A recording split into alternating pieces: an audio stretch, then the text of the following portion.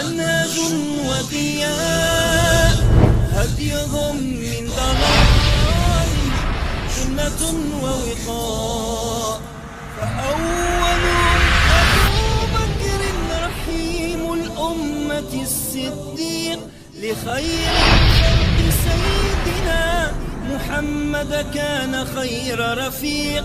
وتانيهم هو الفاروق جل بعدله عمر بعهده أصبح الإسلام فوق الأرض ينتشر. وثالثهم أخو كرم وذو النورين عثمان. ورابعهم علي كم لأجل الدين قد أبلى إمام زاهد ورع وكرم وجهه المولى. سيرة الخلفاء منهج وضياء هديهم من ضلال سنة ووقاء. فأولهم أبو بكر رحيم الأمة الصديق لخير الخلق سيدنا محمد كان خير. الحمد لله وكفى وسلام على عباد الذين اصطفى. ما بعد، أعوذ بالله من الشيطان الرجيم. بسم الله الرحمن الرحيم. قال الله تعالى في كتابه: محمد رسول الله والذين معه أشداء على الكفار رحماء بينهم. وقال رسول الله صلى الله عليه وسلم: عليكم بالسنة وسنة خلفاء الراشدين المهديين. رواه أبو داود والترمذي. اللهم صل على محمد وعلى آل محمد كما صليت على إبراهيم وعلى آل إبراهيم إنك حميد مجيد. ربي اشرح لي صدري ويسر لي أمري واحلل عقدة من لساني يفقهوا قولي. زما ګرانو لیدونکو اوریدونکو السلام علیکم ورحمة الله وبرکاته.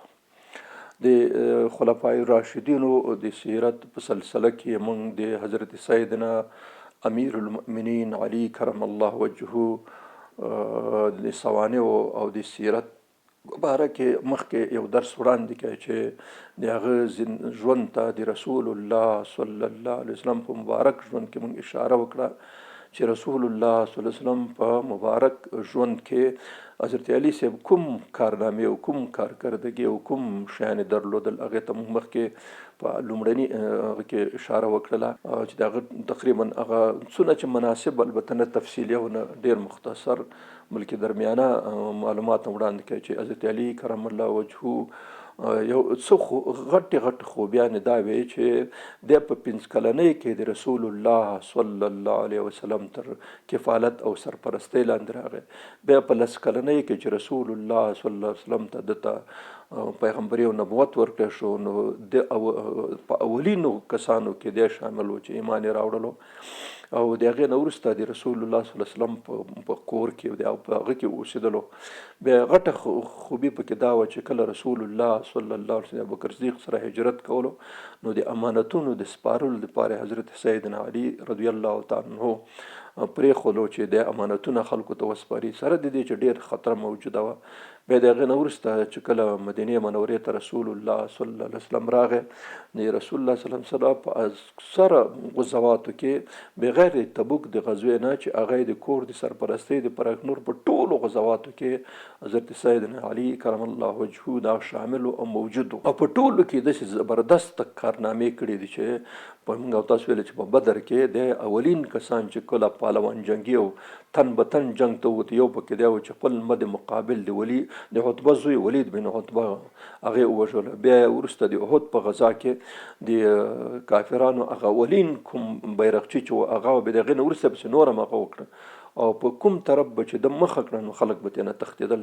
بیا د خندق په غزا کې عبدود چې د سیرت کتابونو لیکلي چې 500 کسانو مقابله به د په تنهایي باندې کوله داسې بده بلا وه دی وژلو. بیا د خیبر په غزا کې مرحب یهودي چې کوم یو د یو کلام مشر و او ډېر زبردست پهلوان غوندې و هغه په یو خرب د تورې 2 نیمه کې نو دغسې کارکردګي وښودله. خو بیا نورو غزواتو کې هم د ده کارکردګي موږ هغه کړې وه چې صلح حدیبیه کې د هغه څوک چې رسول الله صلی الله علیه وسلم دته د صلح حدیبیې د لیکلو هغه وکړه چې هغه دی ولیکي او د هغې نه وروسته د فتح مکه کې هغه کوم خط چې د پروګرام د افشا کولو دپاره لیږلی شوی هغه حضرت علي او حضرت مقداد او حضرت زبیر هم د ونیولو راوړو. بیا دا د ده کارکردګیانې وې چې په دې هغه کې وښودلې په دې ټولو جریانونو هغه کې.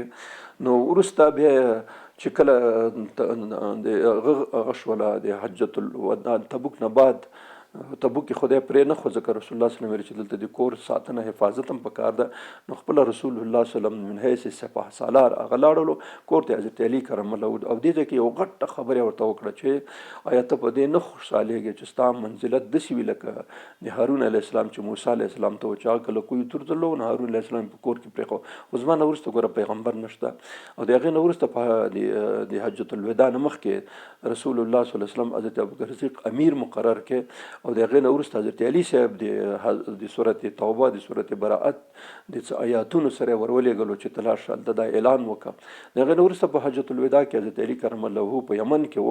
نو یمن نه بیا راغی او 3 اوښان رسول الله صلی الله علیه وسلم په خپل لاس قرباني کړه او 30 اوښان یې د خپل نماینده په حضرت علي کرم الله وجهه ته وسپارل. او بیا خم غدیر کې چې کوم یو کله جحفه کې یو ځای دی خم غدیر په نامه یې دلته چې راورسېدو ځینې کسانو په لاره کې رسول الله صلی الله علیه وسلم ته د حضرت علي د رویې نه شکایت وکړ په یمن کې ځکه هغه د الله په هغه کې اوامرو کې ډېر سخت و. نو خلک خو نرمي غواړي نو دنه شکایت وکړي. نو رسول الله صلی الله علیه وسلم هلته یو خطبه وفرمایله چې ګورئ کیدای شي تاسو خبر نه مونږ هم خبر نه بل څه خبر نه چې ماته د الله پاک داعي راشي د اجل او زه لاړ شم. نو ما ایمان وروسته ساتو بکتاب الله و سنت رسولي په دې باندې به هغه کوي. بیا یې صحابه کرام امام احمد حنبل دا حدیث را نقل کړی دی امام مسلم هم را نقل کړی دی چې تاسو الله پاک نه زه تاسو هغه کوم په اصطلاح سره الله در یادهم د اهل بیت اذکرکم الله فی اهل بیت اذکرکم الله فی اهل بیت. 3 ځلې دا خبره تکرار کړه چې زه تاسو ته الله در یادهم د الله په خاطر باندې زما د اهل بیتو خیال ساتئ او خصوصا د حضرت علي کرم الله وجهه خیال ساتئ ځکه دا د ټول د صحابو کې د لوړ مقام د لوړې مرتبې خاوند شی دی شخصیت دی. نو ځکه دې نه هغه کوي. او بیا ویلې چې هر څوک چې د حضرت علي کرم الله سره محبت ساتي نو ما سره محبت ساتي او څوک چې د سره بغض او کینه او عداوت کوي دا عین زما سره بغض عداوت او کینه کوي. دا شان ټول په دې د رسول الله صلی الله علیه وسلم په زندګۍ کې او د رسول الله صلی الله علیه وسلم دا شان موږ تقریبا ټول ولوسته چې د افضلیتونو کوم موجود. ان شاء الله یو درس کې بیا خاص د مستند احادیث پر رڼا کې د حضرت علي کرم الله وجهه فضایل به ټول بیا یو ځای یو درس کې ان شاء الله بیا بیان کو. کله چې سیرت ته ورسېدو آخري درس به کېدای شي د حضرت علي کرم د اخلاق او د سیرت او د کردار او د هغه په باره کې. نو د دې نه بعد رسول الله صلی الله علیه وسلم چې کله وفات شو د هغه په تجهیز او تکفین کې د موجود او د غسل ورکې د په غیږ کې د رسول الله صلی الله علیه وسلم مبارک سره پروت او غسل ورکولو. نو دا افتخارات حضرت علي کرم الله وجهه د رسول الله صلی الله علیه وسلم په زندګۍ کې حاصل. بیا چې رسول الله صلی الله علیه وسلم وفات شو د وفات په ورځ باندې طبیعي خبره دا ده چې مدینه کې چې کوم خلک اوسېدل انصار د دوی وطن او دوی کلی و. نو چې کله رسول الله صلی الله علیه وسلم وفات شو په طبیعي لحاظ باندې دوی سره دا نظر پیدا شو دا خو موږ وطن دی موږ هغه د مهاجر خو هغه وخت کم مدونه زیات نه وروسته بیا زیاتېدل ځکه خلک اطراف نه راغله. نو په هغې وخت کې انصار او صحابه کرام چې کوم یو هغوی داسې فکر وکړي چې دا خو زموږ وطن زموږ کلی زموږ کور دی زموږ ښار دی. نو دلته خو د رسول الله صلی الله علیه وسلم شخصیت خو د یو پیغمبر او رسول په حیث و. نو اخر موږ هسې هم سربراه وو خو د دې نه بعد چې کوم یو امیر هغه به زموږ د خوا ځکه دا وطن زموږ دا کلی زموږ او دا بالکل دا خپل ځان ته داسې فکر وکړي چې ستاسو په وطن کې څنګه یو پردی سړی راشي او دلته د مشر شي. دا یو هغه غوندې خبره خو منې کړې وې چې داسې د حالات دې نه راځي چې په هغې کې د خلک داسې فکر وکړي چې ولا دا ټول مسلمانان ټول سره ورونه دي ټول سره یو وجود دی یو جسد دی چې هر چا ته تکلیف رسېږي نور هم پکې شریکي. نو په دې خاطر باندې اسلام دا خبره د منځه وړې چې دا ټول یو یې په تاسو کې څوک اهل همغه قسم امیر. نو د انصارو صحابه کرامو دا یو طبیعي او فطري خبره وه چې داسې باید یو کړې وای. نو د رسول الله صلی الله علیه وسلم د وفات نه جوخت هغوی په سقیفه بني ساعده کې ما درته ویل چې دا د مسجد نبوي په شمال غرب برخه کې دا کونج کې کله هلته لاړې د خیره عمرې ته یا حج ته، نو د مسجد نبوي په 8مه دروازه غالبا 8مه دروازه به راځي یا 9مه دروازه چې دې ته راشئ تاسو د 8 نه شروع کېږي د ورو ورو چې راځئ غالبا 8مه دروازه ده که 9مه دروازه رسي، خو بیا هلته معلومېږي هلته د دیوال مسجد نبوي دیوال چې دی دیوال شاته غټه باغچه غوندې ده، اول ته لوحه هم لیکلې سقیفه بني ساعده د مسجد د صحن نه بیا معلومېږي چې کله صحن ته بیرون ځي کوم ځای کې چترۍ ولاړې دي هلته معلومېږي بیخي. نو هلته سړی بیا لیدلی هغه سقیفه بني په هغې وخت کې ډېره لرې وه د مسجد، ځکه مسجد نبوي خو دلته دا ټول د مدینې ټول ښار چې رسول الله وسلم په زمانه کې اوس هغه ټول مسجد ګرځېدلی دی. نو اوس خو طبیعي خبره ده دا ځای لرې اوس د مسجد په خوا کې راغلی دی بیخي. نو دلته سره انصار صحابه کرام کېناستل او ویل چې موږ باید یو امیر تعین کو. په دې کې حضرت مغیره بن شعبه دا خبرې موږ مخکې کړې، مغیره بن شعبه دلته ودستي خبر ورکړه هغه ته حضرت عمر رضی الله عنه چې داسې انصار ناست دي او د امیر د ټاکلو خبره کوي. په دې وخت کې حضرت ابوبکر صدیق په داخل کې د حضرت علي صاحب سره دوه کسانو سره په خبرو مصروف د رسول الله صلی الله علیه وسلم په تجهیز تکوین دې باندې خبره کېدله. نو خبرې ورولې چې زر راشه عاجله خبره ده چې ابوبکر صدیق راوته وایي داسې مسله ده. دستي ابوبکر صدیق حضرت عمر او حضرت عبیده بن جراح امین امت دا سره یو ځای شو او لاړه ورغله انصارو ته حضرت ابوبکر صدیق خبرې وکړې، هغوی قانع کړه چې دا صحیح ده تاسو دا حق دی او دا طبیعي هغه دی، خو خبره دا ده چې په اوسني وخت کې د قریشو نه غیر عرب چاته نه تسلیمیږي، موږ او تاسو نوی اسلامي حکومت دی، که داسې یو مسله راشي بل څوک شي بیا به چې نه منو چې نه منو بیا به یو لانجه پېښوي. ښه خبره دا ده چې په داسې وخت کې داسې څوک تعین شي چې هغه قریشي او نو دا به ښي. نو رښتیا هغوی ومنله چې تاسو به زموږ وزیران یې. بل دا ده چې رسول الله صلی الله علیه وسلم په آخري ژوند مبارک کې په خطبه کې وفرمیل چې تاسو انصارو خیال ساتئ. نو چې دا خیال ساتئ دې معنا هم دا شوه چې امیرین به او امیر المؤمنین به د مسلمانانو او د قریشو او د مهاجرو د خواني دا اشارات ورته وکړه. بیا وروسته یو صحابي بشیر نعمان بن بشیر هغه ورته ویلي چې ما خپله د رسول الله صلی الله علیه وسلم دا حدیث اورېدلی دی چې الائمة من قریش. نو دا خبرې چې وشوې بیا بیعت وشو د ابوبکر صدیق سره، خو دا داسې آنن فانن دا خبره وشوه، ناڅاپي دا خبره وشوه، هېڅوک د دې خبرې نه خبر نه و، حتی هغه کسان چې په مسجد نبوي کې وو، هغه کسان چې د رسول الله صلی الله علیه وسلم په شاوخوا کې وو هېڅ خبر نه شول، ځکه هلته دا خبره داسې راغله چې هلته د دې خبرې ختمول پکار و. نو ابوبکر صدیق وروسته بیا دا خبره وکړه چې زه هېڅ دې ته اماده نه وم، متوجه نه وم چې داسې یو کار به کېږي چې بیعت به کېږي هلته، خو د دې فتنې او د ګډوډۍ او د بې اتفاقۍ د مخنیوي په خاطر باندې موږ هلته دا کار وکړو، هلته بیعت. په دې باندې چې کله بیعت عام کېدلو په سبا ورځ باندې دا خو دوشنبې ورځ سبا ته بیا عام بیعت وشو په مسجد نبوي کې. نو حضرت علي کرم الله وجهه خو هغوی خو مصروف په دې رسول الله صلی الله علیه وسلم په دې تجهیز او تکفین او په دې هغه کې، نو هغه بیا خفه و چې کم از کم ما ته خبر راکړی. نو بیا حضرت علي صاحب راوغوښتو، حضرت علي صاحب وایي حضرت ابوبکر صدیق حضرت علي صاحب راوغوښتو، ورته وایي چې علي ته په دې باندې بالکل حقدار یې چې ته خفه شې، ځکه چې موږ تا خبر نه کړو او اصلي وجه دغه وه.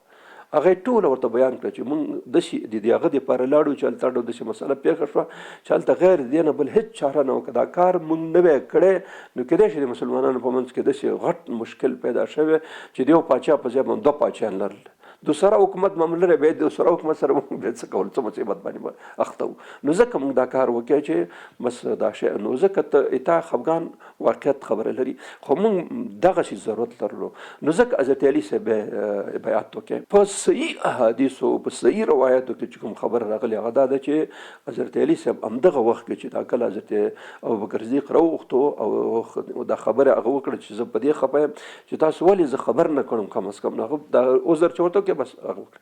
دې سره خوا کې حضرت زبیر او حضرت طلحه هم راغله، هغوی ته هم دا خبره وکړه چې مسله دغسې پیښه شوه، تاسو خو د شورا کسان وایي مهم اشره مبشره کې راځي، خو خبره داسې لانجې ته واوښته چې دې نه غیر هېڅ چاره نه وه، که دا کار موږ نه وی کړی داسې یو مشکل به پیدا شوی چې بیا به تاسو ویلې چې ولې م نه کولې، همدا تاسو به ویلې چې ولې م دا کار نه کوله، هغې وخت کې م دا خبره منلې وه، نو چاره نه وه. په دې خاطر بیا ټوله بیعت وکړې. نو ځینې روافظو ځینې د عبدالله بن سبا پیروانو وروسته بیا دا خبرې راوستې چې حضرت علي صاحب په زور باندې او په جبر باندې او په دا 6 میاشتې 7 میاشتې 8 میاشتې بیعت ونه کړې. دا خبره قطعا غلطه، ځکه زه یې درته وایم دلایل چې غلطه ځکه ده چې که بیعت حضرت علي کرم الله وجهه نه وی کړی نو تاسو دې مسلې ته فکر وکړئ چې کله اسامه بن زید لښکر شام ته لاړلو نو په مدینه منوره کې کسان کم شو. په دې وخت کې د زکات مانعینو او هغه کسانو چې هغوی مرتد شوي وو هغوی په مدینه باندې د حملې پروګرام لرلو. په دغه وخت کې چې کله د حملې پروګرام جوړ دا د رسول الله صلی الله علیه وسلم د وفات نه لږ ورځې بعد دا خبره شوه. نو په دې کې حضرت علي صاحب حضرت ابوبکر صدیق راوغوښتو، حضرت عمر هم هلته موجود، هغوی کېنول خبره یې وکړه چې دوی سره څه وکړو. حضرت عمر یو د هغه مخالفین نه و چې حضرت ابوبکر صدیق یې منع کولو چې ته به د مانعین زکات او د دوی خلکو په خلاف باندې ته جهاد اعلان نه کوي او ته به سختي نه کوي بلکې نرمي ورسره وکړه. او سره د دې چې حضرت عمر سخت زړی سړی و، سخت سړی و، خو په دې مسله کې د ډېر نرم شو.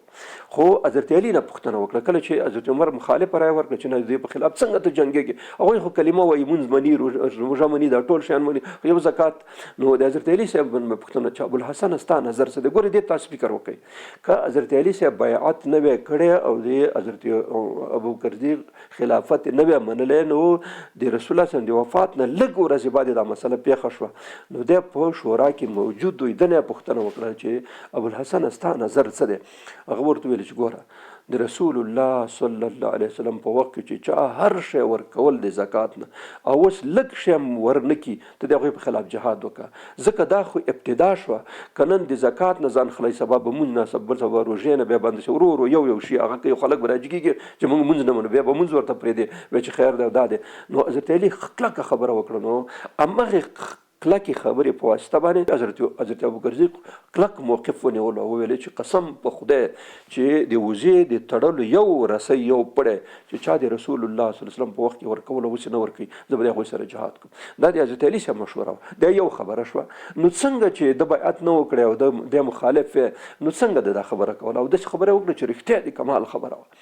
دویمه خبره دا و چې کله په مدینه باندې د باغیانو د دې خلکو د حملې خطر پیدا شو، خلک راغله، نو حضرت ابوبکر صدیق خلک راوغوښت، دا مشران حضرت زبیر، حضرت طلحه، حضرت عبدالله بن مسعود، حضرت علي کرم الله وجهه، نو هغوی ته سمتونه طرفونه ورکړه. یو طرف ته حضرت علي صاحب ولېږلو، بل طرف ته حضرت طلحه، بل طرف ته حضرت عبید د عبدالله مسعود، ټولو ته ورته وویل چې تاسو هغه ځایونو کې چې د مدینې ته خلک راننوتی شي راننوځي، خصوصا هغه طرفونه چې هلته اوس خطر دی د دښمن راجمع شوی دی په شاوخوا کې، دلته به تاسو راشئ. حضرت علي صاحب همغه طرف ولېږلو چې په کوم ځای کې د دښمن د راتلو خطر ډېر او ورته وویل چې ګورئ تاسو به چې کله دښمن رانږدې شو تاسو ته نو ماته به دلته خبر راکوئ. نور مسلمانان چې څومره په مدینه کې اوسېدل هغوی ته ټولو ته ویلي چې تاسو به راځئ په مسجد نبوي کې به دلته ناست وئ چې که کله اواز وشو چې هله دښمن راغی نو ټول به یو دم هماغه ته مخې ورځئ. نو اولین د مانعینو د زکات او مرتدینو ګروپ چې راغی نو د حضرت علي صاحب په لار باندې راغی، چې راغی هغه دستي ورمنډه کړه، مخې ورته ونیولی، سړی ولېږلو چې لاړ شئ مدینې ته خبر ورکوئ چې دغسې خبره شوې ده. نو چې کله دا خبر راغی د ابوبکر صدیق ته مدینې منورې ته، هلته حضرت علي د هغوی مخه ونیولې، هغوی سره مقابله شروع کړه چې د دې ځای نه کومک ورسېدلو، چې کومک ورسېدل ایستې هغه خلک پسې واخیسته. نو اوس تاسو فکر وکړئ چې اوس داسې خلک وایي چې حضرت علي کرم تر 6 میاشتو 7 میاشتو پورې بیعت نه وکړی او تر څو چې فاطمه الزهرا سلام الله علیها ژوندۍ وه دوی هېڅ هغه ونه کړي. نو لږ خو فکر وکړئ، لږ خو د عقل نه سړی کار واخلي چې هغه د رسول الله صلی الله علیه وسلم د وفات نه لږ ورځې بعد په شورا کې کېني، بیا شورا کې تر ټولو بهترین نظر د همدی او همده نظر باندې فیصله کېږي.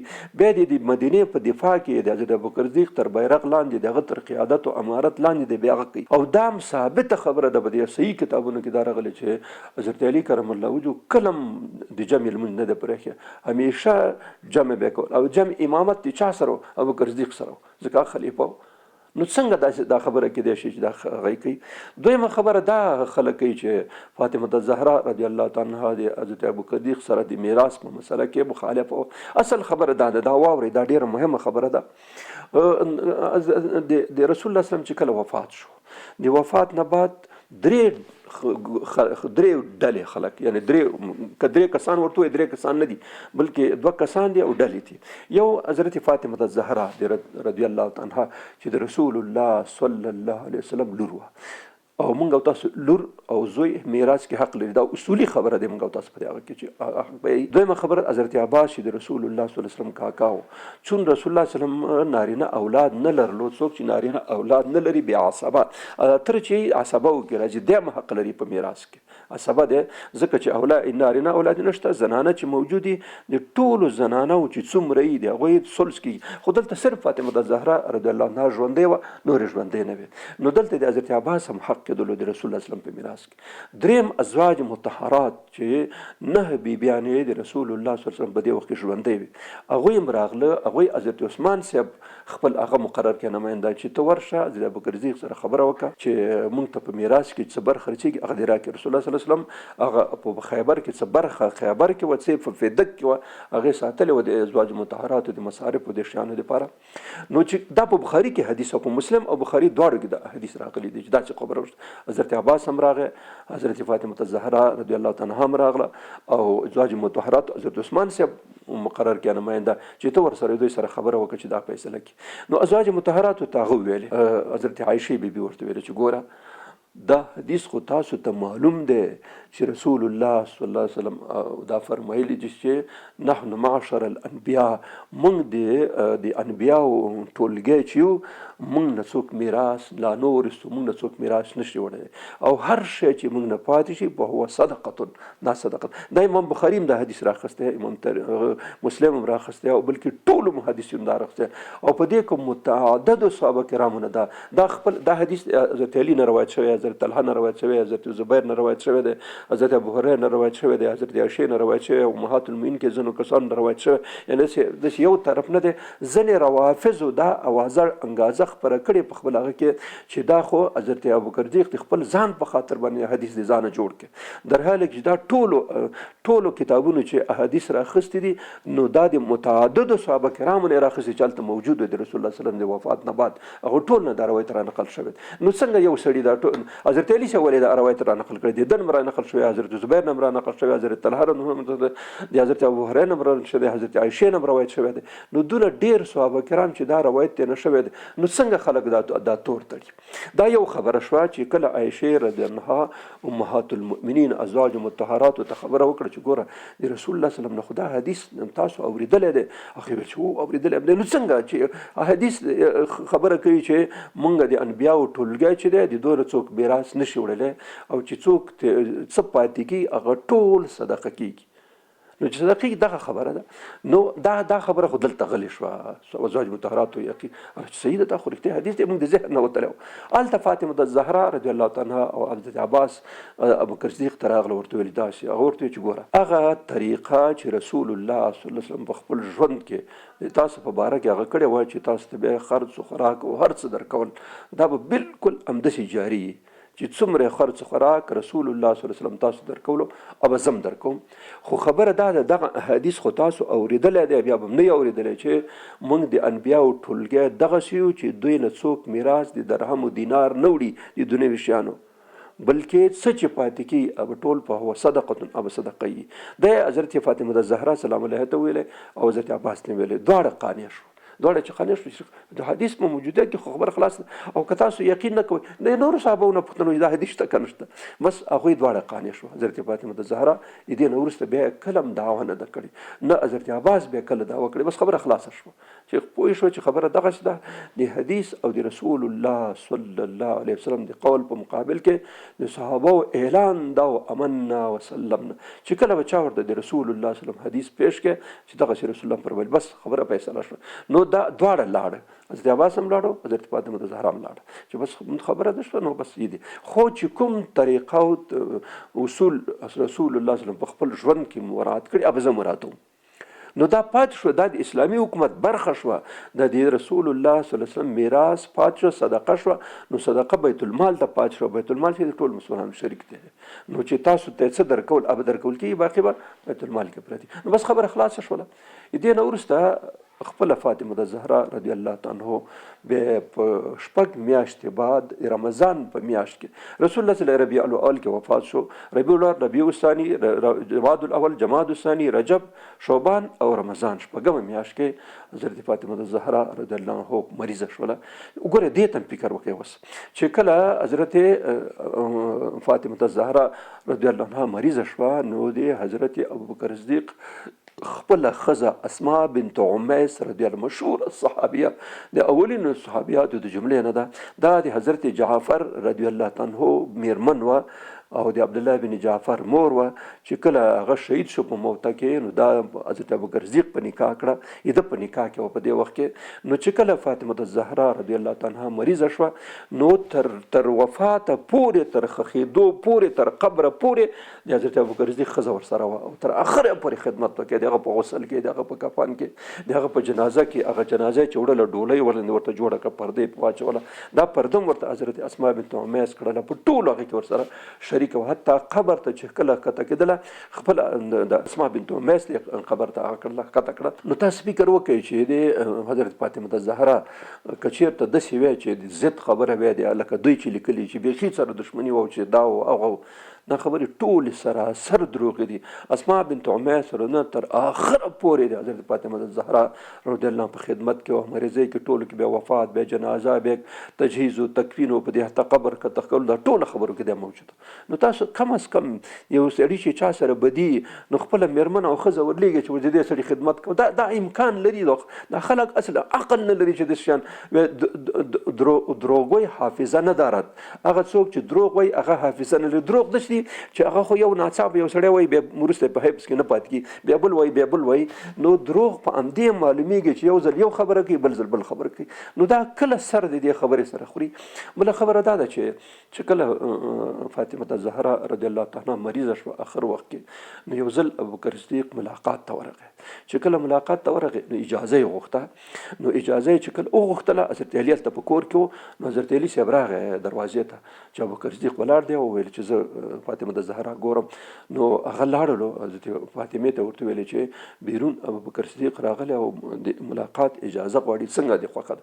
هغه ورته ویل ته زما خاوند دی، ستا اجازه شته، ځکه د خاوند دا حدیث دی ګوره رسول الله صلی الله علیه وسلم فرمایي چې د ښځې یو مسؤلیت دا دی چې د خاوند د اجازې نه غیر خپل اتاق ته خپل کوټې ته څوک راپرې نه دي. نو ځکه هغې ورته ویل فاطمه الزهرا رضی الله عنها ورته ویل چې ته زما خاوند دی، تا اجازه ده چې زه دې روغ بالکل ما اجازه ده.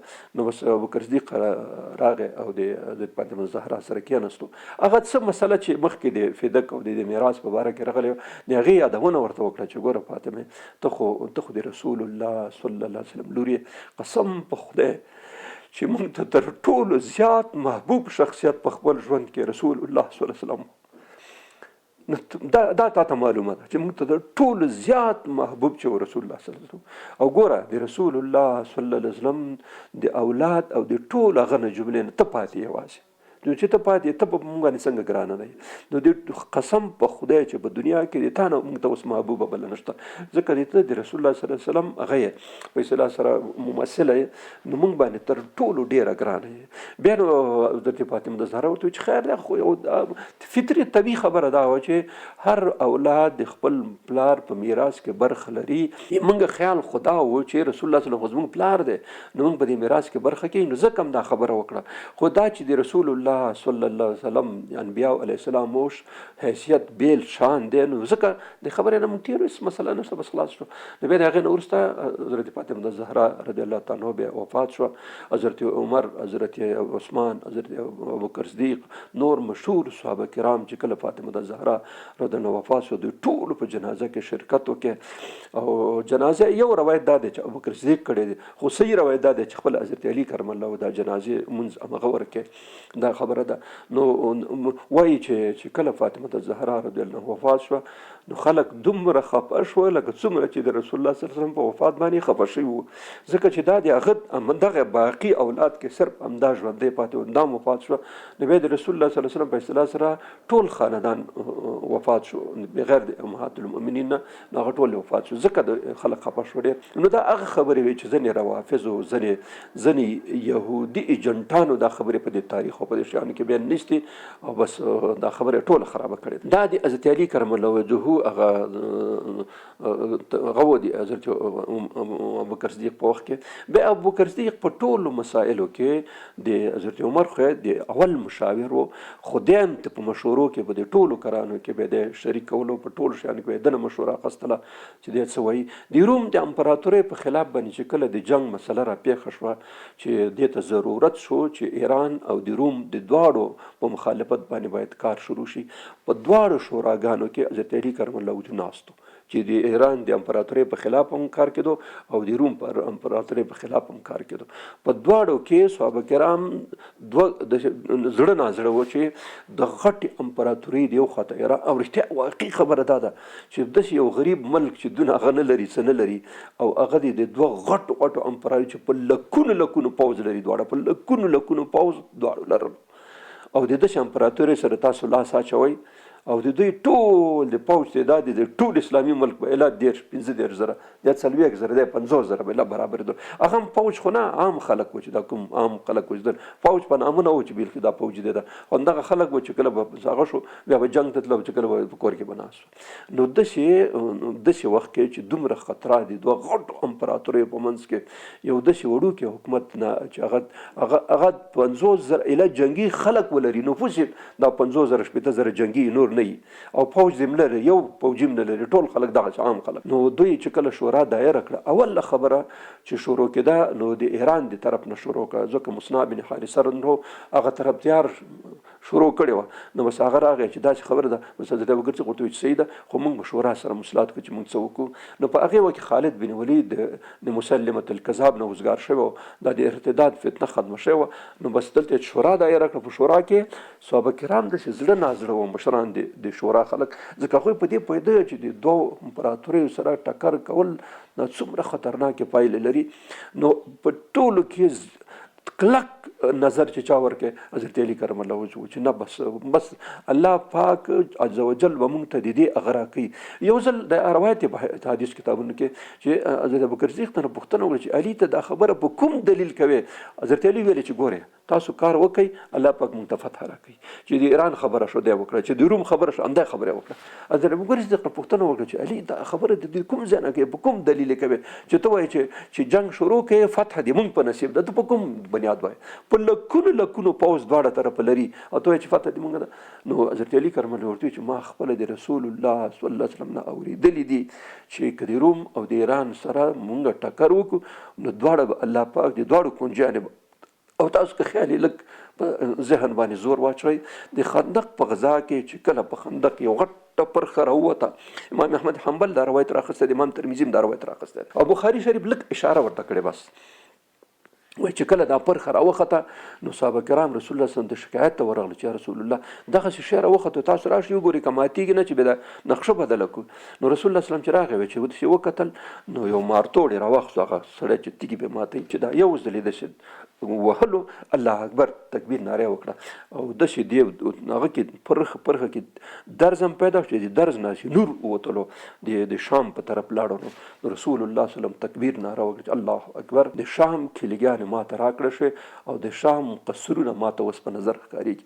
دویم ځل چې وویلو بیا یې ویلو چې د ایران په طرف دا نور ووتو، ویل چې الله اکبر د سپینې ماڼۍ ما ولیدل او د هغې کلیانې ماته راکړې. دریم ځل چې وویله پرخه سوچه ماته شوه او دا نور چې ته نه دا د یمن په طرف لاړو، وایي چې الله اکبر د یمن د صنعا ماڼۍ زه د دې ځای نه ګورم د هغې کنجیانې او کلیګانې ماته راکړه شوې.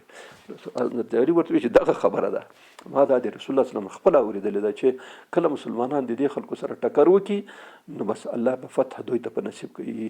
رسول الله صلی الله علیه وسلم سره علي رضی الله یو ځای اوسېدلو او همیشه به ورسره ملګری و، ځکه خو ځینې خبرې نور صحابه کرامو ته نه وي معلومې، ده ته معلوم وي. په دواړو کې د امرون او د ایران د دواړو په هغه کې چې کله مشوره کېدله نو کلکه خبر حضرت علي صاحب وکړله او په شورا کې ناستو. دا څنګه خبره ده چې دوی لیکلې ده چې حضرت علي صاحب د ابوبکر سره مخالف و، نو څنګه مخالف دی چې په شورا کې کینی او خبره ورته کوي همغه خبره باندې د په خبره باندې بیا فیصله کوي د مرتدانو په خلاف باندې، زکات مالینو په خلاف باندې، د ټولو شیانو کې حضرت علي صاحب خبره منلی کېږي. نو دې نه خو معلومېږي چې خبر همدا وه چې دا اصل خبره موږ مخکې د حضرت عثمان صاحب په وخت کې وکړه چې عبدالله بن سبا خبیث غوښتل چې د مسلمانانو په منځ کې دغسې یو مشکل پیدا کړي چې دا خبره هغه شي عام.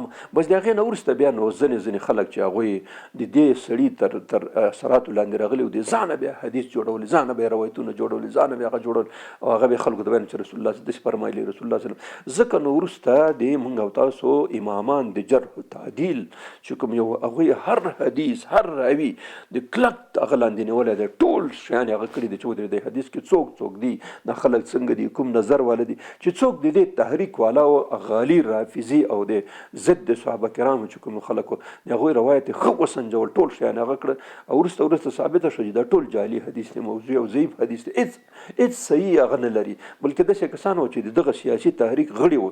نو ځکه بیا وروسته دا مسله بیا امامانو، امام بخاري، امام احمد حنبل، امام دا نور سید قطان، دې خلک بیا وروسته ابو زرعه رضی الله تعالی عنه ډېر په دې جرح و تعدیل کې، ابن حبان دا چې کوم جرح و تعدیل امامان دي، بیا دوی باقاعده په دې کې تفتیش او تحریک وکړي، هغه ټول شیان یې راوایسته چې خلکو د ځانه جوړ کړي وو.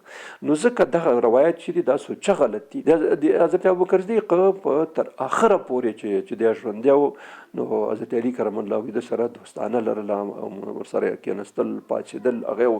بیا چې کله حضرت ابوبکر صدیق وفات شو، د هغې نه وروسته حضرت عمر کېناستو.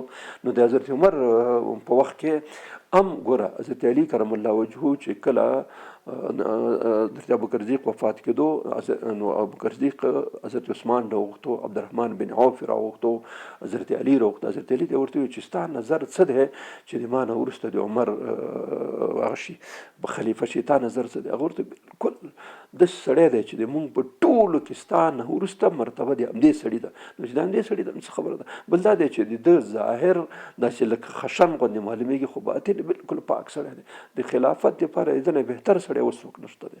نو ده نظر ورکړي حضرت عمر په باره کې. دا خبیثان دا هغه کوي چې عمر او ابوبکر دواړو دسیسه جوړه کړه، حضرت علي خلافت نه لرې کړه، خپله یې قبضه په وکړه او تر اخره دا شی په خپل منځونو کې سره همداسې وساتلو چې علي ته هېڅ یې ونه رسېږي. دا داسې بدبخته خلک دي. در حال کې دی موجود، د سره مشوره شوې، که داسې چې دی شعر خدایي، تاسو ورته شعر خدا وایي. نو چې شعر خدا وایي، نو شعر خدا ولې دا خبره نه کوي چې حق د ما دی او تاسو یې اخلئ؟ تر اخره پورې حضرت علي نه یو لفظ چا دا نه دی ثابت کړی په صحیح روایتو چې حضرت علي صاحب دی ویلي چې دا خلافت زما حق دی. حتی ګوره دا روایت شته، دا روایت د حدیثو په کتابونو کې شته. علامه ابن کثیر دا خبره لیکلې ده او ځینې نور امامان هم لیکلې ده چې حضرت علي کرم الله وجهه دا خبره کړې چې که هر څوک وایي چې زه د ابوبکر نه او د عمر نه عثمان نه بهتر یم، خلافت دا الفاظ هم داسې ویلي، که هر څوک وایي چې خلافت د علي حق دی، د ابوبکر حق نه و، د عمر حق نه و، د عثمان حق نه و، نو ده کې دوه مرضونه شته. یا به عربي جاهلیت تصور ورسره، یا به د فارسي د ایرانی جاهلیت تصور ورسره. ځکه عربي جاهلیت کې دا خبره و چې څوک به سردار و، د سردار خپلوان به سردار کېدل، بل څوک به نه کېدل. او رښتیا واقعیت خبره همداسې ده، د هغوی اقدام دا و چې څوک سردار زوی هم سردار و، لمسی هم سردار. او د ایرانی جاهلیت خبره دا وه چې د شاهي خاندان او د امپراتور د خاندان خلک به که هر څوک و، که هېڅ شی به نه وه، زوی که نه و لور به پکې نستله، نور خو لا څه کوې. د موږ د ظاهرشاه په وخت کې افغانستان په قانون کې دا و چې د پاچا زوی که د پاچا زوی نه دا وي که دا وي، اخر دا خبره هم لیکلې ګوره په هغې قانون کې هغه شته چې که چېرته هېڅ څوک هم په دې خاندان کې نه و چې څوک هلته چپړاسي او پیردار یې هغه دې کښېني خو بل څوک دې نه پرې راځي. دا د افغانستان په قانون کې دا خبره د ظاهرشاه په وخت کې وه چې که هېڅ څوک یې نه هغه اشپز او هغه پیردار یې نه هغه دې راشي هغه دې پرې کښېني. نو دا د علي صاحب نه په حدیثو کتابونو کې خبره ده چې هغه ویلي چې هر څوک وایي چې دا حق د علي و، نه د ابوبکر و، نه د عمر و، نه د عثمان و، ده کې دوه هغه شته، یا به د عربي جاهلیت تصور ورسره، یا به د فارسي جاهلیت هغه ورسره چې دا د خاندان خلک راغواړي په خلکو یې مسلط دی. دا د هغوی جاهلیت دا د موږ هغه نه. اوس دا د حضرت عمر رضی الله عنه، تاسو اوس فکر وکړئ چې دوی ډېر زیاته خبره د حضرت عمر صاحب کوي. سنیانو ته عمري وایي او بیادبي د ډېره معافي. دا خلک د حضرت عمر او دې خلکو مبارک دومره بد عقیده او داسې بد الفاظ استعمالوي. د دې د یو غټ عالم نه ما دا خبره په دې غوږونه اورېدلې چې سګې آیل شیرون از ابوبکر عمر که د بهتر است. آیل شیرون هغه ظالم ترین صدر اعظم د اسرائیلو تیر شوی و چې څو زره کسان فلسطینیان شهیدان کړه او بیا څو کاله نه پوهېږم څونه کاله دی په بېهوشۍ حالت کې پروت و. دا د دوی عالم وایي چې سګ ایلل شرون خپل ایلل شرون خو څه کوي سګ ایلل شرون از ابوبکر عمر که د بهتر است. نو تاسو فکر وکړئ دې خلکو سره بیا سړی څه وکړي چې داسې یو عقیده او داسې یو نظر لري. نو دا د دوی ټول روایت غلط دی چې د تاریخونو کې دی ورنیستي. د حضرت عمر په وخت کې ګورئ تاسو اوس فکر وکړئ د حضرت عمر په د خلافت په مشوره کې حضرت علي صاحب شامل و دی یو. دویمه خبره دا شو تاسو فکر وکړئ چې د حضرت عمر رضی الله چې څنګه خلیفه شو او د خلافت نه لږ وخت وروسته د قادسیې د جنگ مسله راغله. په 14 کې حضرت عمر خلیفه شو، په 14 کې قادسیې جنگ وشو. د قادسیې جنگ ته چې کله غازیان او مجاهدین برابر شو نو حضرت عمر خپل اعلان وکړ چې زه به هغه ته ځم، زه به جهاد ته ځم. او په مدینه کې حضرت علي کرم الله معاون او نائب او خلیفه پرېښودو. تاسو دې ته فکر وکړئ، دې ته خیال ساتئ تاسو چې که چېرته رښتیا د دې په منځ کې اختلاف وی او رښتیا د حقوق حضرت عمر غصب کړي وی نو بهترین چانس همدغه وکړه چې همدې وخت کې د دلته خلیفه و. نو چې کله د خلیفه تعین کې نو حضرت علي کرم الله وجهه رسول هغه ته ورته وی حضرت عمر ته چې عمر موږ په غمونو مکه کړه او ته چې لاړ شې که یو مسله پېښه شي نو بیا به څه کېږي؟ دا خو یو مصیبت دی. بیا چې تا باندې یو څه خبره وشي بیا به د دې جواب به څوک وایي دلته؟ نو ته په هیڅ صورت مه ځه، دلته پاتې شه. او دی په دې صورت چې حضرت عمر فاروق د مدینې نه وتلی دی د سراب په نامه باندې یو ځای و دې ته وتلی و. حضرت علي کرم الله رسما دلته خپل نایب او خپل خلیفه ټاکلی و. نو حضرت علي کرم الله مخالفت وکړي زه د دې موافق نه یم چې ته لاړ شې، ضرورت یې تا دې تک نشته، نور کسان ولې کار. نو بیا حضرت سعد بن ابي وقاص کې دا یو دویم ځل چې حضرت عمر فاروق رضی الله عنه د فلسطین فتح ته چې فلسطین خلکو دا شر دی چې خپل خلیفه دی راشي موږ سره د معاهده امضا کې موږ تسلیمي کړو کنه نه تسلیمي کړو. نو حضرت عمر ورغه په مدینه کې خلیفه د خپل نائب حضرت علي کرم الله وجهه پرېښود. دغه نه خو لږ سړی هغه وخت لیکنه چې داسې سړی چې تا سره دښمني لري او تا غاصب بولي ما حق دې خوړلی دی ته هغه خلیفه کې نو خو معنا دا شو چې دا خبره خو څه غلط. بیا چې کله حضرت عمر لاړلو شام ته ډېر وخت تېر کړ او دی دلته خلیفه ناست و نو خو هر څه یې کولی شو. همدغه ځای نه هغه صادر کړی و چې بس همدلته ونیسئ او ویې تړئ او بندي کې مړی کړئ استخلاص. لکه دا اوس چې کوم یو نخرې روانې دي په جمهوري نظامونو کې ځان ته جمهوریت او ځان ته هغه وایي د سیاسي او دغه او توطیع او تقلب او پیسې باندې اخیستل وټونه دا ټول شیان اوس روان دي. د بل چا مخالف وژل شرمول میډیا باندې سپکول دا ټول شیان پکې شته. هغې وخت خو دا ټول چانسونه یې دوی سره ولې ونه کړه ولې ونه کړه؟ دا خو سړی کم از کم په دې خبره باندې پوه شي. بیا وروسته چې کله 23 کال د هجرت شو حضرت عمر فاروق رضی الله عنه ټول امهات المؤمنین د ځان سره حج ته بوتله چې بس هر کال به حج سره ګډ کوو یو ځای بسو. نو چې کله دی حج ته روانېدلو نو په مدینه منوره کې حضرت علي کرم الله خلیفه پرېښود. اوس خو سړی دی هر هغه ته فکر وکړي داسې کار کیدای شي داسې وشي. بیا په 18 هجري کال کې حضرت عمر فاروق رضی الله عنه خپل شخصا د حضرت علي صاحب کور ته ورغی ورته ویې چې ګوره د تاسو ما اورېدلي دي رسول الله صلی الله علیه وسلم نه چې د قیامت په ورځ به ټول خپلویانې ختم شي صرف زما خپلوي به ګټه خلکو ته رسي ثابته به پاتې. نو د دې په خاطر چې دا ستاسو د رسول الله صلی الله علیه وسلم د خاندان سره ما تعلق پیدا شي نو دا لور د ام کلثوم نومېدله دا لور دې ما ته راکړه. زه داسې عمر کې یم چې زه ښځې ته ضرورت نه لرم خو صرف په دې خاطر کوم چې د ما رابطه او اړیکې پیدا شي د رسول الله صلی الله علیه وسلم د نسب او خاندان سره. نو ته د خپل لور او حضرت علي کرم الله په خوشحالۍ باندې خپل لور دته ورکړله او د هغې نه بیا 2 بچیان هم پیدا شو د حضرت عمر رضی الله عنه د ام کلثوم د فاطمه الزهرا او د حضرت علي کرم الله خپل سکل لور وه دا ته نه پیدا. نو تاسو فکر وکړئ چې خپل لور ورکوي. ځینې خلکو ځینې همدغه خلکو چې دا بدبخته دا خبرې کوي نو هغې وایي چې دا خو په زور وکړله. هو نو دا چې یو خانه شیر خدا او تر ټولو زړور او بهادر ترین شخصیت یو خانه دا خبرې تاسو کوئ بل خانه بیا دا خبرې کوئ چې په زور یې نه وکړه. نو چې دا زور کوي او داسې زور یې لرلو نو بیا حضرت علي شیر خدا کله شو بیا زړور کله شو بیا بهادر کله شو. لور یې ته خلک په زور کوي او دی تر اخره پر اعتراض هم نه کوي یو چغه دې هم نه کوي چې ای خلکو ما لور په زور بوتله. نو دا خبره ول نه کوله. دا لږ د عقل نه کار اخیستل پکار دي. ما درته وایي چې د دروغجن حافظه نه لري. اصلي خبره دا ده، یو ځای کې یو خبره د ټولو تاریخونو د دوی په کتابونو کې ثابته ده چې حضرت علي کرم خپل لور ام کلثوم رضی الله عنها هغه ته ورکړې، حضرت عمر فاروق ته ورکړې، هغې نه بچیان هم شوي دي، هغه موجود و. او هلته 3 ځلې سفرونه وکړه. په دې 3 ځله سفرونو کې حضرت علي صاحب نایب او خلیفه مقرر ولې کودتا نه کوله، ولې کودتا نه کوله؟ که دا حق دی دوی او دته ثابت وی لکه دوی خبیثان چې وایي، نو ولې کودتا نه کوله؟ بیا ولې لور ورکوله؟ دونه بغیرت او خدای نه اخسته حضرت علي کوم چې دنه لور خلکو په زور بیوله او دی ورته قرار ناسو، هغه خبرې هم نه کوله، اواز هم نه کوله چې هماره لور په زور باندې بوتله. نو دا اصلا د دوی خباثتونه دي چې دا کېږي. بیا ګوره حضرت علي ژوندی و، حضرت عمر زخمی شو، د دې زخم په حالت کې هغه نه پوښتنه وشوه حضرت عمر فاروق نه چې ستا روغېدل د طبیبانو د خوا نه ممکن نه دي. هغوی ویل چې نه جوړېږي. نو تاسو څوک تعین کوئ لکه څنګه چې ابوبکر صدیق تعین کړی و، یو سړی تعین کوي. نو حضرت عمر فاروق ورته ویل چې په دې امت کې چې کوم ممتاز ترین خلک دي زه همغه تعینوم. بیا د دوی په خپلو منځونو کې سره کښېني. اول د حضرت علي صاحب نوم یې واخیستو، حضرت علي، حضرت عثمان، حضرت طلحه، حضرت زبیر، حضرت عبدالرحمن بن عوف، سعد بن ابي وقاص.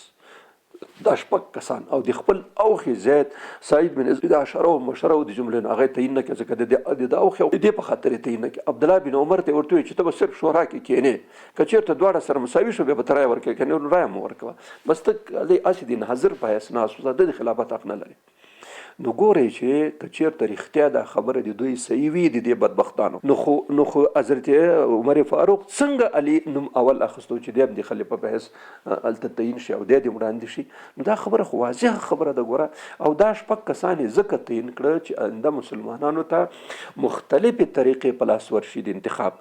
رسول الله صلی الله علیه وسلم چې کومه طریقه انتخاب کړې وه، یوه دویمه طریقه چې ابوبکر صدیق انتخاب کړه، دوه د خلیفه راشد پس، دریمه طریقه هغه تعین وړاندې کړه حضرت عمر فاروق چې دغسې کسان وړاندې شي نامزد، او د نامزد نه بیا یو خلک انتخاب کړي.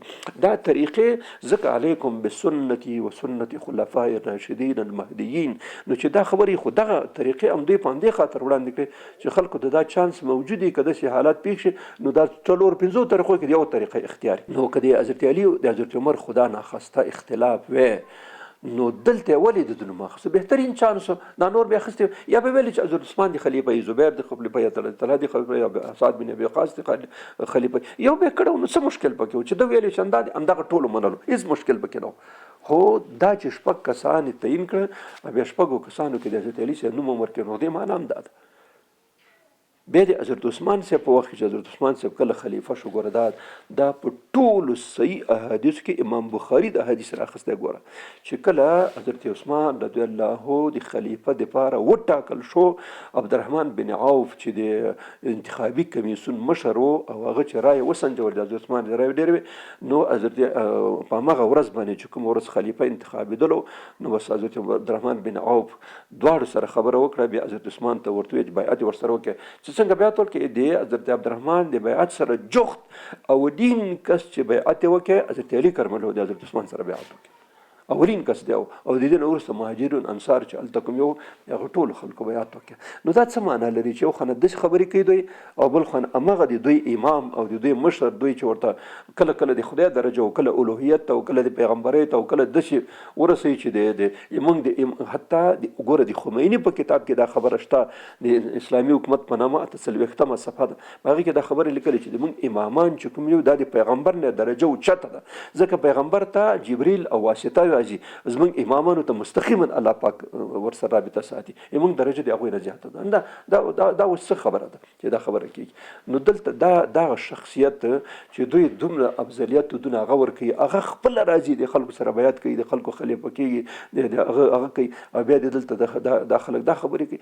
دا هغه شیان دي چې بس دوی د صرف د سیاسي تحریک په وجه باندې دا شی هغه کړی دی چې داسې تبلیغات او داسې پروګرامونه خلکو ته وړاندې کوي. نو د حضرت عثمان رضی الله په وخت کې حضرت علي کرم الله وجهه د ټولو نه اول ترین شخصیت چې حضرت عثمان صاحب ته و هغه هم دی.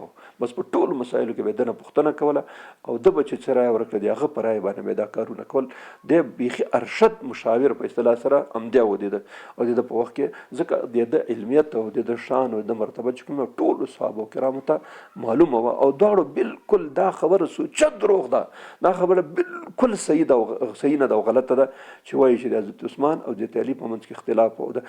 ګوره اختلاف به وي، د نظریاتو اختلاف بالکل شته، د پلار او د زوی ترمنځ وي، د ورونو ترمنځ وي، د رهبر او د لاندې کسانو ترمنځ، دا ټول شیان یو ضد ده، یو دشمنی ده، یو اختلاف ده. دا ګوره ډیر فرق لري. د حضرت علي صاحب سره به ډیرو کسانو اختلاف لرلو او ډیرو کسانو سره به حضرت علي صاحب اختلاف لرلو. دشمنی بیل شه ده، عداوت بیل شه ده، کینه بیل شه ده او اختلاف بیل شه ده. علمي اختلاف د صحابه کرام په منځ کې د رسول الله صلی الله علیه وسلم په وخت کې موجود، د رسول الله صلی الله علیه وسلم ذاتا شخصا موجود، د صحابه په منځ کې اختلاف داسې مسائل علمي او داسې اختلاف، خو دشمنی او عداوت به بیل شه ده. دشمنی د صحابه کرامو سره دا کفر ته سړی رسوي او اختلاف خو بالکل جایز، خپلو کې سره اختلاف لرلو په علمي مسایلو، په دې مسایلو کې په سیاسي او اجتماعي مسایلو، دا طبیعي خبره ده. انسان د هر انسان استعداد فرق لري، لیاقت فرق لري، دیدګاه فرق لري، دید فرق لري، هغه دوراندیشي او لګاندیشي فرق لري د هر چا. نو هر سړی په خپله یو استعداد هغه لري، اهلیت لري. نو ځکه دا اختلاف بیل شی دی، دشمني او کینه او عداوت بیل شی دی. چې احادیثو کې کوم خبر راغلی چې څوک دی حضرت علي سره دشمنی کوي، نو لکه زما سره چې دشمنی کوي، څوک چې حضرت علي سره محبت کوي، دغه دشمنی یاده شوی، اختلاف کلم نه دی یاد شوی. ځکه رسول الله صلی الله علیه وسلم فرمایي چې اختلاف امتی رحمت، نو چې هغه خپله هلته دا خبره کوي او دلته دا خبره کوي، دا نو په کوم ځای کې سره ځکه اختلاف بیل شی دی، عداوت چې احادیثو کې کومه خبره راغلې د حضرت علي او د صحابه کرام باره کې، هلته دشمنی ذکر شوی، د ضدیت ذکر شوی، د کینې او د حسد ذکر شوی، نه دی اختلاف. اختلاف جایز دی، تر قیامت پورې به د اختلاف علمي او سیاسي او دا موجود دی، خو دغه شی پکې غلط. نو ځکه د حضرت عثمان صاحب په وخت کې دا اختلاف چې دوی وایي دا سوچه غلط دی، بلکې دی د ارشد مشاور په حیث باندې، نږدې د وزیر په حیث باندې حضرت علي صاحب ورسره د حضرت عثمان سره و او تر آخره پورې و، تر آخره پورې موجود و. د حضرت عثمان صاحب په دفاع کې حضرت علي تر آخره پورې ولاړ و. او مخکې موږ درس کې ویل چې امامان دواړه، حضرت امام حسن امام حسین دواړه تر آخره پورې د حضرت عثمان د په دروازه کې ولاړ و، تر څو چې زخمی شو. او حضرت عثمان ورته زارۍ عذر وکړ چې ګورئ که زما اطاعت په تاسو واجب وي، همداسې ورته وګوره، دا موږ مخکې ویلو، که ما اطاعت په تاسو باندې واجب او لازم وي، نو زه تاسو ته امر کوم چې بس لاړ شئ کورونو ته. خو باوجود د دې خبرې هم حضرت امام حسین تر آخره پورې ولاړو او خبیثان د شاه د طرف نه راوښتو، حضرت عثمان صاحب شهید کړ. نو که دوی ولاړو او پکې حتی په دې جنګ کې حضرت امام حسن زخمی شو. نو که چېرته دشمنۍ خبره وی دا بیا حضرت علي کرم الله وجهه خپله راغی حضرت عثمان رضی الله عنه ویل چې ګوره عثمانه، دا زه پوهېږم دا خلک تا شهید کوي، ته ما ته اجازه راکړه، زه 500 زرې پوش پوج لرم، دې خلکو ته فقط اجازه وکړه، ته فقط اجازه وکړه، ته بیا وګوره چې دا خلک څوک دي او موږ بیا څوک یو. هلته ګوره ما مخکې هم درس کې ویلی چې حضرت علي راغی، حضرت زبیر راغی، حضرت طلحه بن راغی، سعد بن وقاص راغی، ابو هريره راغی، عبدالله بن عمر راغی، عبدالله بن زبیر راغی. د هر کس عبدالله بن زبیر هغه شخصیت و چې د افریقې باچا جرجرې د یو نیم لک پوج په من په زړه کې وژلو او سر یې په نیزه کې جګ کړ. هغه ورته راغی چې فقط دومره اجازت راکړه چې موږ د خلکو سره شروع وکړو، ته فقط اجازت راکړه، ته بیا ګورې چې مدینه کې څه کېږي. هغه ورته وایي چې ګوره دا د رسول الله صلی الله علیه وسلم حرم دی، دا نبوي حرم دی، دلته د وینو تویول ناجایز دي، نو څنګه زه اجازه درکړم؟ تاسو کوم لږ فکر وکړئ که نه، څنګه اجازه درکړم؟ هغې ورته وایي خو دا خبیثان خو تا نه پرېږدي ستا وینه تویوي. خیر ده، زما د وینه دې توی شي، زما وینه دې توی شي، خو د نورو خلکو وینې زه نه تویول نه غواړم چې دا یو رسم شي، رواج شي، نو دا کار مه کوئ.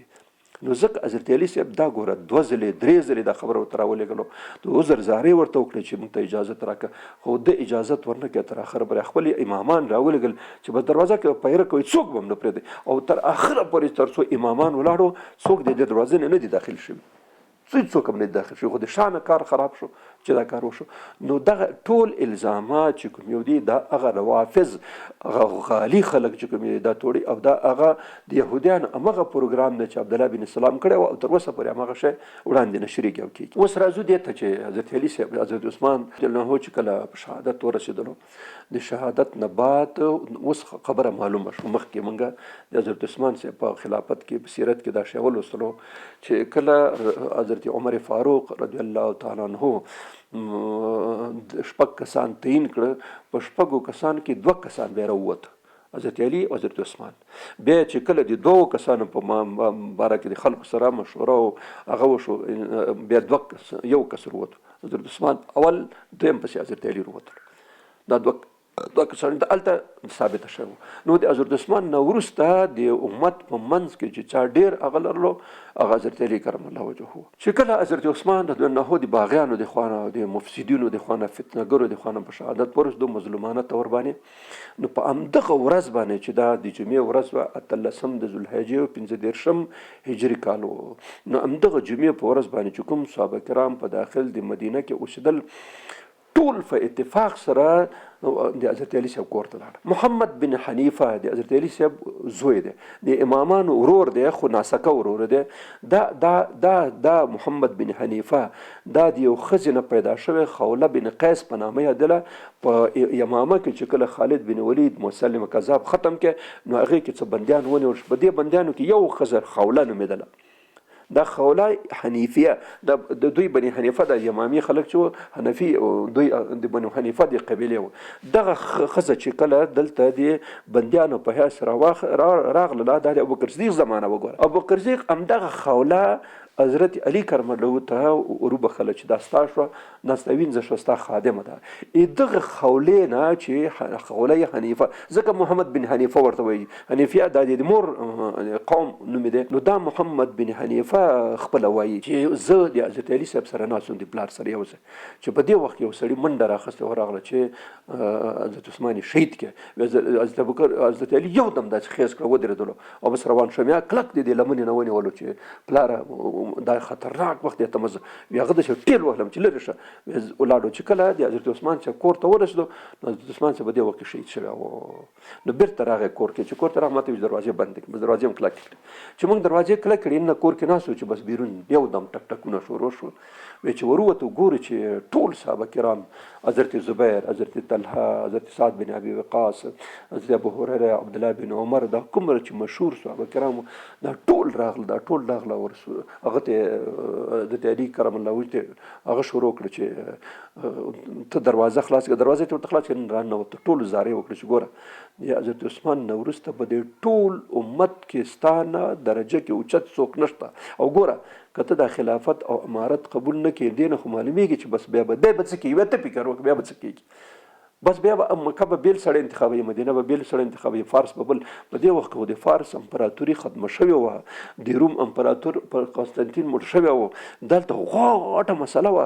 نو د هر ځای کې به بس باچیان اعلان شي. په مصر کې به بېله باچي، په شام کې به، لکه دا اوس د هماغه اسلامي ملک نه چې یو ملک 54 که 55 مملکتونه جوړ شوي، داسې به یو هغه به بیا به د یو بل په خلاف باندې جنګېږي. نو ته فکر وکړه، حضرت علي کرم الله وجهه صحیح روایت دا دی، دا محمد بن حنیفه هغه کړی روایت کړی دی. ګوره وایي چې حضرت علي صاحب چې دا خبرې کله واورېدې، نو بس پوه شو چې رښتیا هم که دې وخت کې دا خبره زه ونه منم، مشکلات به پېښ شي. نو هغه ته ورته وایي چې ګوره که تاسو په دې خبره اصرار کوئ چې زه د خامخا امارت قبول کوم، نو زما یو خبره واورئ، داسې وکړئ یو بل سړی انتخاب کړئ تاسو، زه به معاون شم، امامینت کې زه تکړه یم، زه به دا کار وکړم، دې سړی بل انتخاب کړم. نو ورته چې ګوره تا نه بهتر سړی اوس په دې دنیا کې نشته دی، نو چې نشته موږ څنګه بل سړی انتخاب کړو؟ او ته وایې چې زه معاون کېږم. اخر ډېر اصرار ومنله چې صحیح ده، خو دلته دا خبره زه نه منم. تاسو ټول لاړ شئ جومات ته، جومات کې لاړ شئ چې ټول خلک خبر شي، هغه ځای کې راشئ او د ما سره هلته بیعت وکړي، د بیعت علني وي.